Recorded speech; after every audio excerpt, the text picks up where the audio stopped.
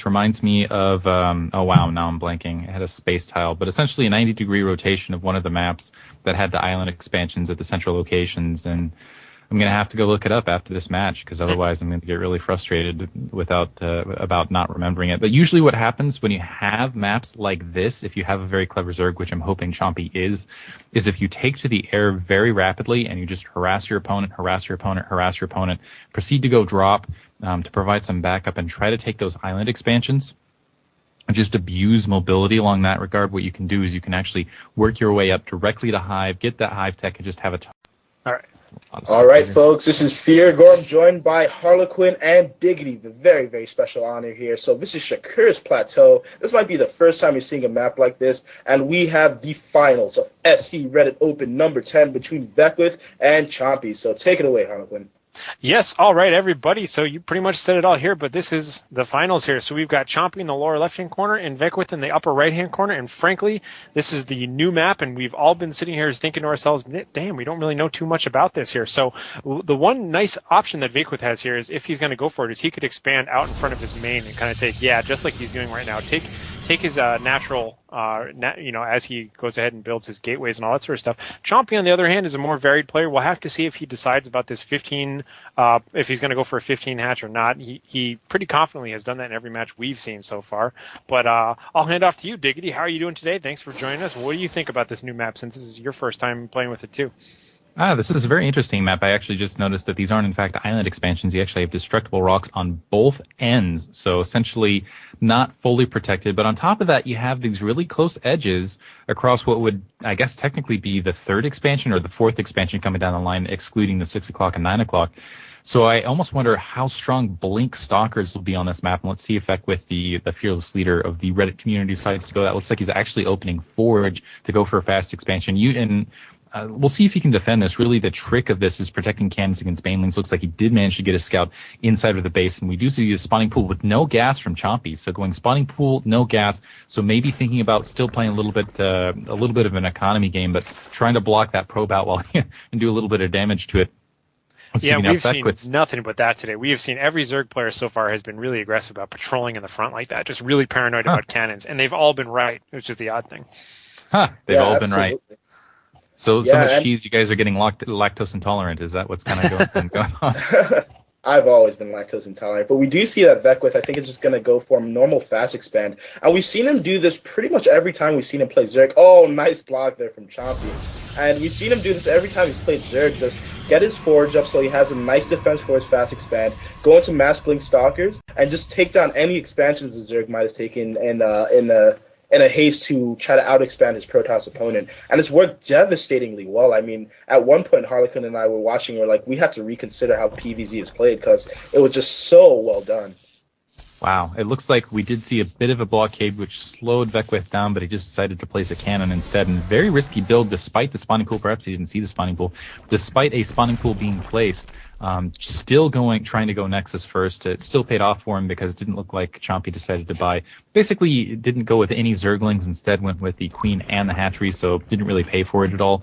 But both players playing very economical, and I like what Vequeth is doing, is now getting that gateway in front. And that's really what he's going to need to do, is get those gateways, blocking the cannons. And this is kind of interesting, almost turning into original StarCraft style sort of fast expansion Protoss, and a little bit more macro oriented. And I'm really interested to see how this goes. Very cleverly putting down a second pylon, which is very, very necessary. It looks like, according to our Reddit Evoli, who's being very helpful. A bit of an early transfer from Chompy, but it looks like he managed to pull it back and get it just in time. So both players' economies rolling. Chompy in a fantastic position economically, but again, I'm curious on what the tech decision will be from Vequeth. I really feel like Stalkers with Blink, with all of these map artifacts, with a lot of these high cliffs and a lot of these basically options, could be really harassing. Wow, Chompy taking another expansion at the 9 o'clock base. Very risky expansion at the 9 o'clock position. Let's see if he's going to be able to hold it.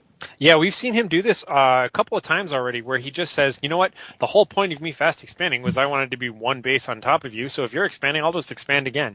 And I think at one game he even had 3 expansions up, like right at the beginning of the game. It was really an odd thing. But he just very aggressively expands his economy whenever he sees the opportunity. And frankly, with one gate and just a couple of cannons, he knows Vequeth isn't going to attack anytime soon, so why not? He'll just pick up his economy.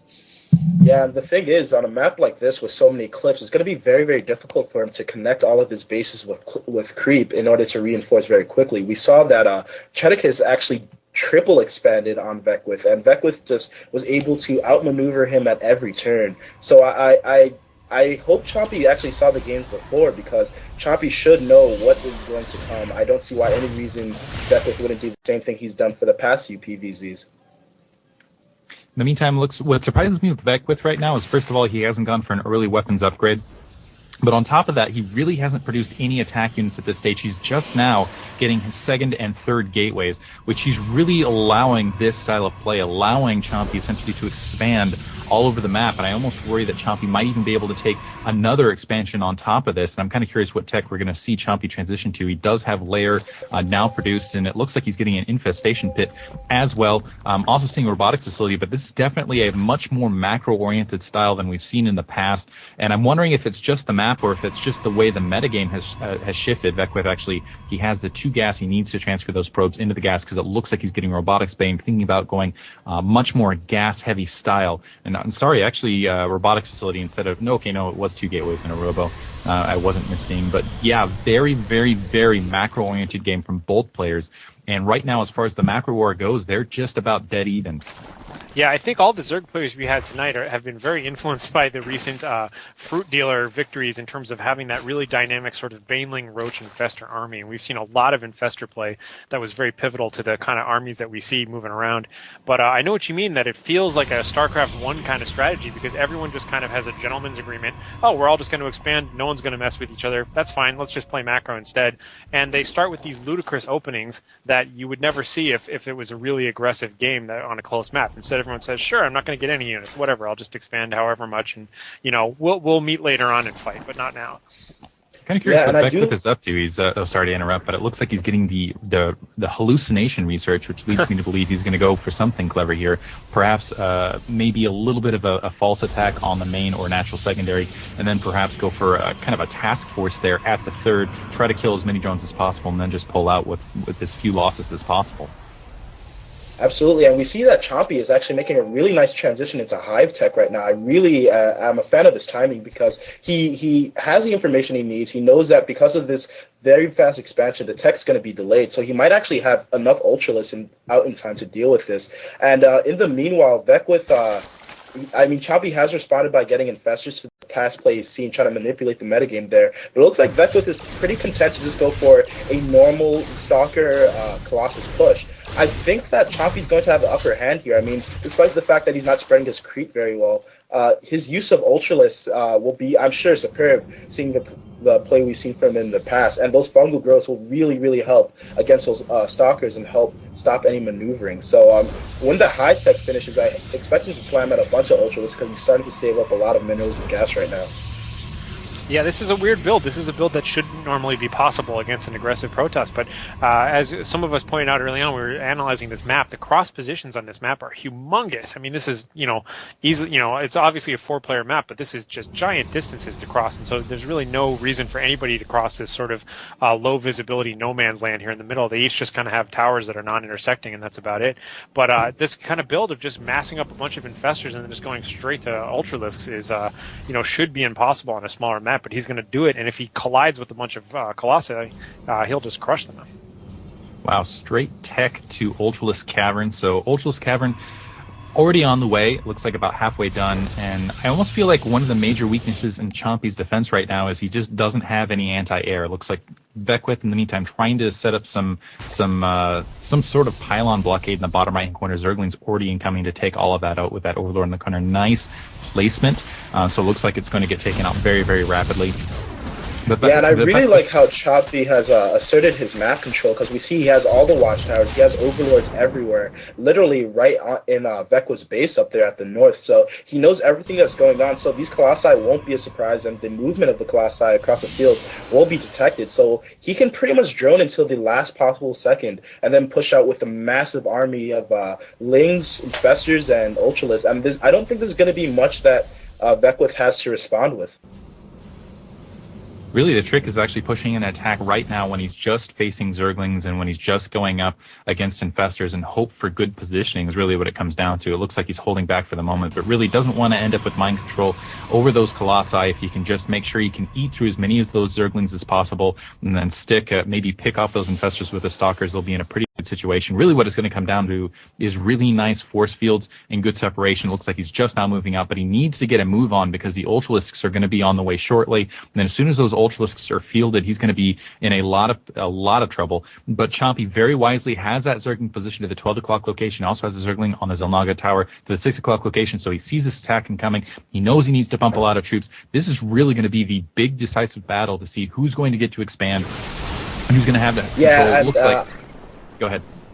Yeah, and I don't really see Vequeth being able to overcome this because I see Chompy's really evasive maneuvering, waiting against Ultralisk out. He has 8 in production. Now all 8 are on the field. All those force fields going down is going to get stomped by those Ultralisks. Nice and a beautiful flank. Oh my god. Wow. And this fight play match is very nice. Wow, this is how, you know, I always say in this kind of matchup, that's the army to beat. I say, if you're going late game against Protoss, remember, Stalkers, Colossus, Sentries, that is the army to beat. There you go. Hey, just text straight to Ultralisk. I don't think most people don't normally have that luxury on these kind of maps, but clearly, that's the army. That's the way to beat that army. Infestors, Ultralisks. Wow. And you can just look at the supply count. You have 167 to 76. The Ultralisks just marching across the field dominantly. Now Vequeth at risk of getting pinned into his base. Really not in a position to expand. And wow, he's going to have to deal with all of those Ultralisks that are going to be sitting outside of his front door. I don't know how Vequeth is going to defend against the Ultralisks alone, let alone take an expansion. Yeah, he needs lots of Immortals or something, which I guess he's building one of. That's probably his best bet, but he's going to have a hard time turning his econ on its heels and getting a lot out quickly. Yeah, certainly, and I actually would have liked to see Vequeth default to his Blink Stalker play, because what he let Chompy do is basically control and dictate the pace of the game. I mean, we saw Chompy, he wasn't totally passive, he was sending lings out, he was scouting, he was sniping expansions, he prevented Vequeth from getting on free base, and from there, it was sort of just Chompy's game to control, and